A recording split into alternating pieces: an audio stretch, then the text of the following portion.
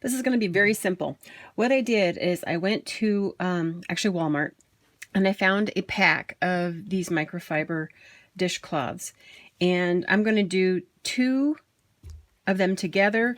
I'm tracing a circle shape onto the claws. I made a template here, just found something round that I had here in the house.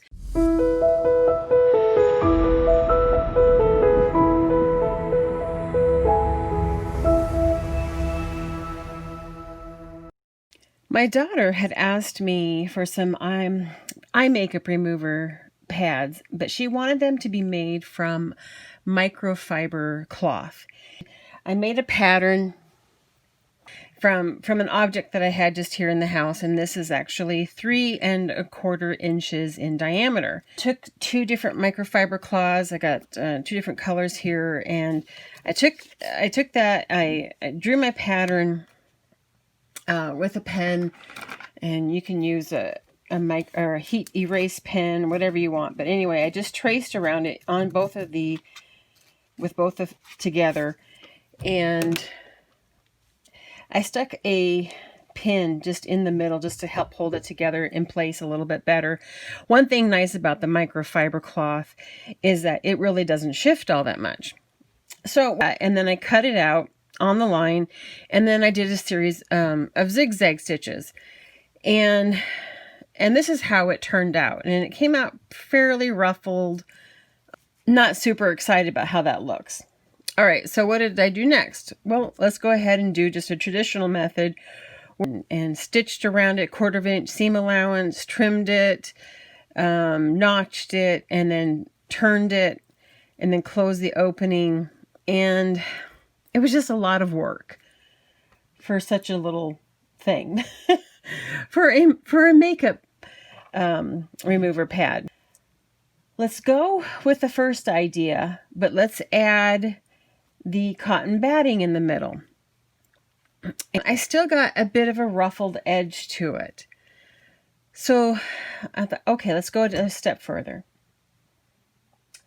So I have the top layer of microfiber, the batting, and the second layer of the microfiber. And I put a pin in the center just to help keep it from shifting at all. Okay, so here's what I did next. And I really like this outcome because my piece turned out fairly flat, fairly stable, and I like the way the edges look. So here's what I did. I have this cotton cord, and it's 2 millimeters, and it's 100% cotton. And I believe I found that just at Walmart. You pretty much anywhere. It's a twine, and 2 millimeters. And one thing really nice about the microfiber cloth is that it's rather sticky. It's a sticky fabric. Things stick to it really well.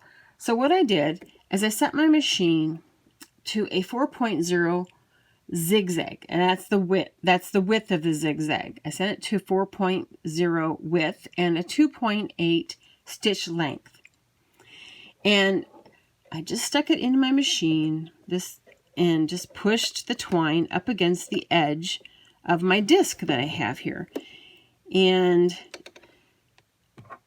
I just aligned it so that this slot in the foot is right on the edge of the fabric, so that my zig catches the microfiber and my zag goes over the cotton cord. And I did this all the way around, making sure that I'm catching it. What's wonderful is that the zigzag does pull the cord in even more, but I do kind of just pull that cord in rather tight to the fabric, and by zigzagging around, I'm giving it that cord edge. So I'm going to go all the way around the disc using this zigzag stitch.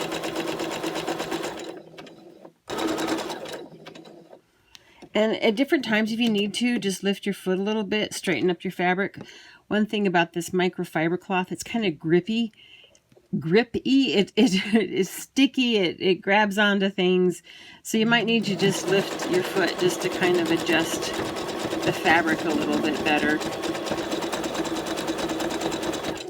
So when I get back to the cord, with my needle down into the microfiber cloth, I make sure, and I went a little bit past it, so I'm just going to snip that. And what I'm going to do is I'm going to push the end in towards the edge of the fabric, and then take this edge and just come right over the top of it. Put my foot back down. And if you need to, use a stylus, or here I have my seam ripper, just making sure that I don't get in the way of my needle, and just allow that to catch and pull those two edges in. Once I know that I've got both of the cut edges, or that first cut edge in there, I'm going to go ahead and snip this end off. Still using your stylus or seam ripper just to push that cord right up next to the edge of the fabric so that you catch it all the way to the very end in your zigzag.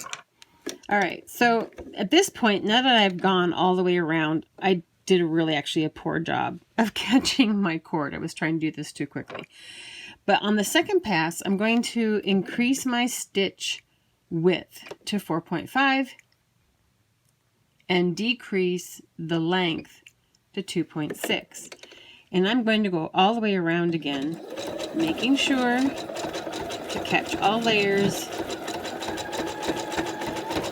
and the cord.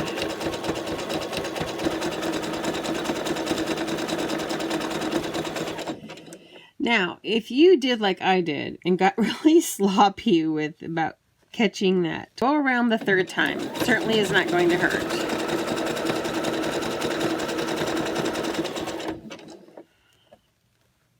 Just want to make sure all the edges are sewn in. So I'm just going to pull that microfiber cloth all the way to the edge of that cord. Looking good now.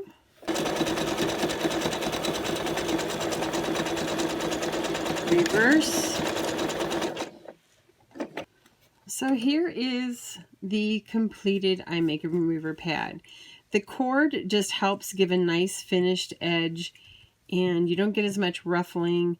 I think you can get away without putting the cotton batting in the center. In fact, this one right here, I did not put the cotton batting in. But I just kind of like the substance that it has with the batting. But anyway, this is my quick and easy way of making some eye makeup remover or just makeup remover pads using the microfiber cloth. Yes, it's very messy. And so I just found by using the cotton cord around the edge, it helps to finish off the edges so you don't have that mess that the microfiber cloth can make once it's been cut. And yeah, it just makes a nice finished edge. It's quick, it's easy, and microfiber, if you've ever used it, is far superior to using cotton cloth by several measures. So anyway, I hope you give it a try. It's going to make a great gift. We've got Christmas coming up. Great stocking stuffer. Hope you enjoyed. After making a little stack of these cloths, I decided I wanted to make a little container for them. So here is what I came up with, and I decided as a gift to do 7 of these cloths. You got one for each day of the week, and they fit very nicely and snugly into this. Keeps them all together and clean. I took my original circle shape, traced it onto another piece of cardboard, and then from that, I took my ruler and measured out several times around it and added a 1/4 inch all the way around. Redrew my circle on that 1/4 inch line, and that is my template now for my base of my container. How do you come up with the dimensions for the piece that goes around? Back to your math skills, and my circle is 3 3/4 inches, so I took 3.75 times pi, which is 3.14. And that came out to 11.78. And that is super close to 11 3/4. So I went ahead and just rounded down to that.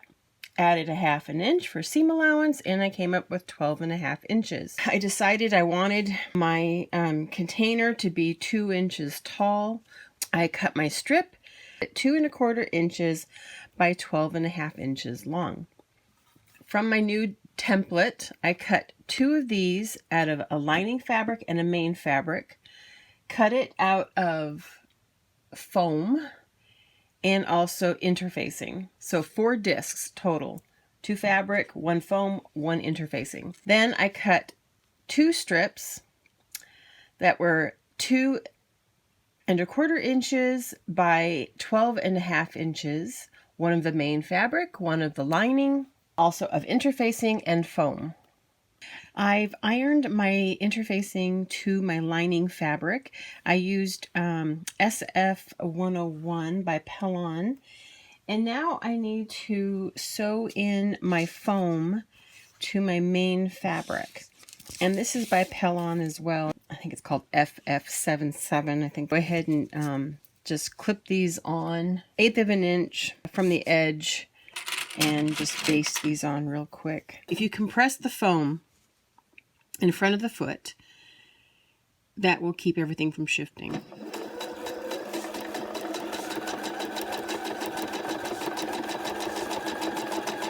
I'd have the foam all sewn on to my main fabric pieces. So what I'm going to do now is I'm going to take my main fabric strip for the wall of the basket or container, and I'm going to give it a seam allowance of 1/4 of an inch. All right, with the wall of my container, I sewed the 2 short ends together using the 1/4 inch seam allowance. If you fold it in half up with the seam allowance right there, give it a mark here on this end, then bring your seam allowance and that mark together. And I'm marking the quadrants, basically, so I can fit my circle in there real well. Just giving a little tick. Same with the circle. Fold it in half. Mark the 2 ends, then bring those 2 marks together, folding it in half again. Mark those edges. Go ahead and match my little marks around the base, and if you have a directional fabric, make sure that you're attaching your circle, your disc, to the bottom side of your directional fabric. With right sides together, I've attached the disc to the side walls. I'm going to go ahead and sew around now. I like to stand it up on the wall of the basket like this when I sew, but I'm going to go ahead and use a 1/4 inch seam allowance and sew all the way around this, attaching the base. If you're having trouble at all getting your disc shape, your circle, to fit the walls of your little basket, clip into the edges of the circle, and that will just kind of help give you a little more ease to help work it around it. Just make sure you keep those clips under your 1/4 inch seam allowance. If you cut really super close to your seam, that eliminates the extra bulk. Your basket just fits together a little bit better for that lining, especially when you go to put the lining in. But got that sewn in. That is finished. That part. I'm going to do the same thing for the lining. What I like to do on this, though, just to make the lining fit a little better, I'm going to start out with a 1/4 inch seam allowance. And then as I get closer to the other end, and I'm going to have to do it fairly quickly because this is only 2¼ inches long, I'm going to increase my seam allowance up to 3/8 of an inch. I've pressed my seam allowance open, and you should be able to tell here that I have the 1/4 inch seam allowance up here, and it turns into 3/8 inch down here. Narrower seam allowance, that's the top of the basket. So make sure that you're sewing it in down here at the bottom. I give it a little bit more than the 1/4 inch seam allowance at the base as well. I don't want this baggy lining on the inside of my basket. I have my circle sewn in. I'm just going to trim around this, probably about 1/8 of an inch. I'm trimming it pretty close. Just pop that right inside and lining up my seam allowances here. I'm just going to go ahead and clip that all the way around with my edges all lined up. I had this 2-inch strip fabric left over from another project. Typically when I'm going to be binding the edges of a project, I like to use about 2.5 inches for my strips, but this one is 2 inches and I can work with that just fine. 16 inches long. I wanted to have a little bit extra. I'm going to go ahead and press this in half lengthwise. So what I'm going to do is I'm actually going to turn my basket so that the inside is on the outside. Set it right inside my basket, right inside the edge there, using a 1/4 inch seam allowance. But I'm going to leave some extra on the end. I'm not going to start right at the end of the strip. Get my anchoring stitches. And then I'm going to go ahead and, it's a little fiddly because it's small, but you want to make sure that you're checking both fabrics, but sewing all the way around, 1/4 inch seam allowance. And once I get back to the beginning, I'll show you what I'm doing here. So now that I'm back to almost the beginning, as I left enough of this edge free at the beginning that I can actually turn my strip down at a 45-degree angle and create a nice fold. And then I'm just going to go ahead and lay this piece right over that. And I tend to try and ease this a little bit off. I want it to be a little bit narrower than the piece that it's on top of. I'd love to finish this the way I do my quilts, but it's so small, it's just would be too fiddly and it would drive me insane. But I'm going to go ahead and cut this strip and finish that stitch, and then we'll go ahead and turn it around. Probably a little bit easier to show it to you once I've taken it out from under the machine. So the top one, I folded that down, and then I just overlapped this piece, about 1 inch, but I made sure that this folded edge comes down just a tiny little bit. This seems to finish off better once you go and you turn it. I'm going to go ahead and trim this seam allowance down to 1/8 of an inch, and then we'll turn the binding. All right, I've trimmed it, got my basket turned around, and now I'm just going to take that lining, pop it up, and just turn that in. And then what I'm going to end up doing then, I'm going to stitch right in the ditch. And there it is. Got the basket all finished up and fixed great. It looks cute. It's adorable. It's a great way to have them all put together. I hope you all are staying happy and healthy. And until next time, have a great one. Bye for now.